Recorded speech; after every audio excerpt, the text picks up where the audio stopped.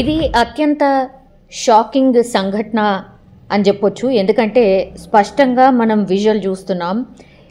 అన్ని నివాస ప్రాంతాలు పూర్తిగా అండ్ నివాస ప్రాంతాల్లో అక్కడక్కడ ఖాళీ స్థలం ఉన్నప్పుడు చాలామంది ఇళ్ళు అవి కట్టుకుంటూ ఉంటారు కాబట్టి అందులో భాగంగానే ఇళ్ళ మధ్యల నుంచి ఒక ఏరియాని పాస్ అవుతూ ఒక ఇసుక లారీ డైరెక్ట్గా ఒక షాప్లోకే దూసుకు వెళ్ళింది. అసలు హాహాకారాలు. అంటే డే టైం అది.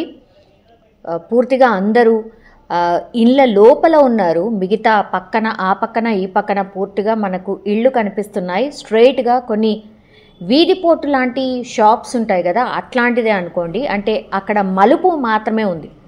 సో ఈ లారీ స్ట్రైట్గా ఉన్నటువంటి ఒక షాప్ ఏదైతే ఉందో ఆ షాప్ లోపలికి ఎంత ఫాస్ట్గా దూసుకు వెళ్ళింది అంటే ఎవరు కూడా ఎక్స్పెక్ట్ చేసి ఉండరు.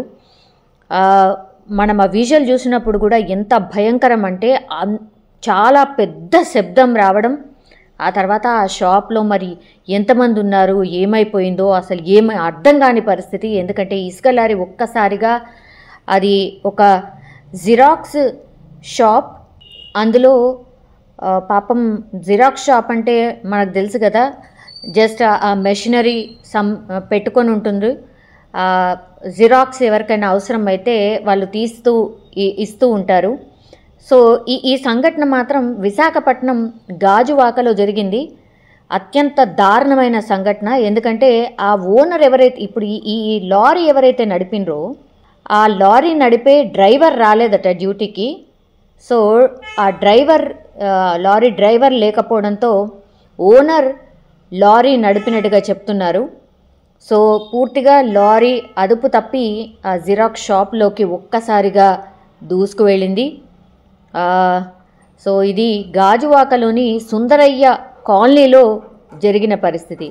అయితే ఈ ప్రమాదంలో పాపం ఒక వ్యక్తి ప్రాణాలు కోల్పోయాడు. ఆయన ఎవరు అంటే విశాఖ స్టీల్ ప్లాంట్లో ఉద్యోగం చేస్తున్న వెంకటరమణ. ప్రస్తుతం ఆయనకి 58 సంవత్సరాలు. ఒక్కసారిగా డైరెక్ట్గా ఆ లారీ ఆయనని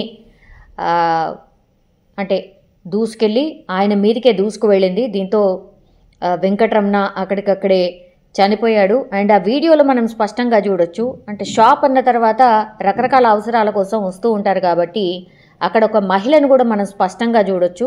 జస్ట్ పక్కన ఉండిపోయింది కాబట్టి ఆ లారీ ఇట్లా పక్క నుంచే దూసుకెళ్ళింది. అంటే దగ్గరగా చూసింది, ఆమె మృత్యువుని దగ్గరగా చూసింది అనుకోవచ్చు. ఒక్కసారిగా ఏం జరిగిందో అర్థం కాలేదు.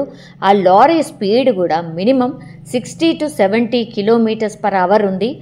మనం స్పష్టంగా కూడా ఆ విజువల్లో కూడా గమనించవచ్చు.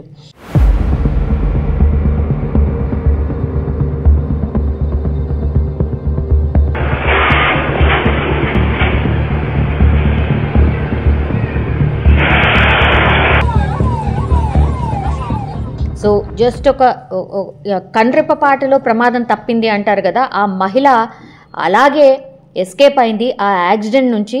కానీ ఒక్కసారిగా ఆ ఇన్సిడెంట్ జరగడం, ఆ పక్కనున్న వాళ్ళు, ఆ చుట్టుపక్కల ఉన్న వాళ్ళు అసలు ఏం జరిగిందో ఏంటో అర్థం కాక గట్టిగా అరుపులు వేసుకుంటూ రావడం, ఇళ్ల నుంచి బయటికి అందరు పరుగులు తీశారు. ఒక నిమిషం పాటు వాళ్ళకి ఏం అర్థం కాలేదు. అక్కడికి వచ్చి చూస్తే పాపం రోజు తన కళ్ళ ముందే ఆ షాప్ నడిపించే వ్యక్తి చూస్తూ ఉంటారు అతన్ని రోజు. అట్లాంటి వ్యక్తి మీదకి ఈరోజు ఆ లారీ దూసుకు వెళ్ళడం, అక్కడే స్పాట్లోనే ఆయన చనిపోవడం జరిగింది.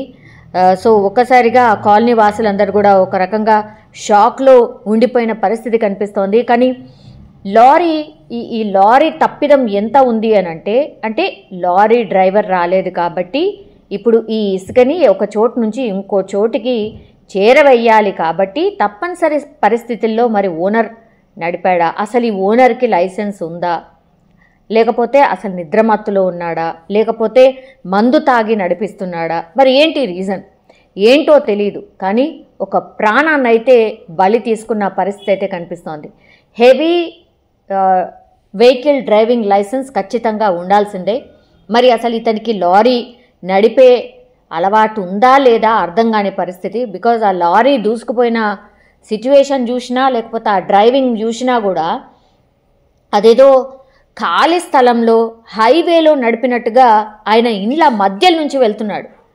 వెళ్ళి డైరెక్ట్గా ఒక షాప్ని పూర్తిగా దూసుకు వెళ్ళి ఆ షాప్ని ధ్వంసం చేయడం కావచ్చు, యాక్సిడెంట్ చేయడం కావచ్చు, ప్రమాదం చేసిన తీరును చూస్తే మాత్రం డెఫినెట్లీ ఆయనకు డ్రైవింగ్ రాదు అనేదే స్పష్టంగా ఆ విజువల్ చూస్తే అర్థమవుతున్న సిచ్యువేషన్. కానీ పాపం నిజంగానే ఏ తప్పు ఏమీ చేయకుండానే ఆర్ అసలు ఏమీ తెలియకుండానే ఒక మనిషి ప్రాణాలు కోల్పోయిన పరిస్థితిని మనం చూస్తూ ఉన్నాం. ఆ లారీ కూడా చాలా హైట్గా ఉంది. డిఫరెంట్ లారీస్ ఉంటాయి, ఇది మాత్రం చాలా పెద్దది, హెవీ వెహికల్.